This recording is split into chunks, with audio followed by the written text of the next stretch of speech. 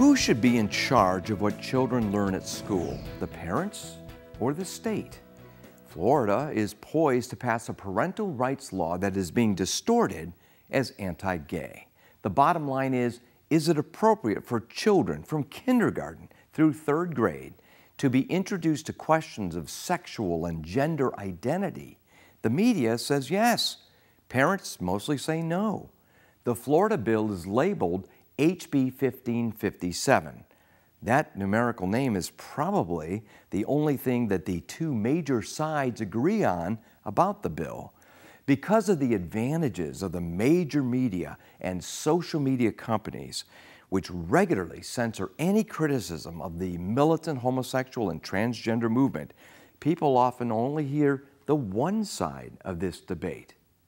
Florida Governor Ron DeSantis, one of today's greatest leaders, remarked, "The media can't defend injecting sexual topics like transgenderism into classrooms for kindergartners, so they concoct false narratives to try to divert attention from this fact in the hopes that people will not read the bill."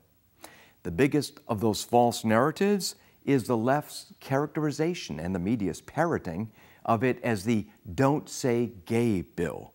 Most who receive their news from the mainstream media have no idea that the bill, which does not mention the word gay or homosexuality anywhere in it, merely keeps sexualized topics out of the classrooms of kindergartners through third graders, where few sane people believe those topics belong in the first place.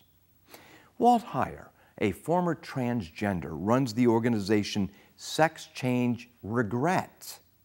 He notes that over 40% of those who have had gender reassignment surgery have attempted suicide.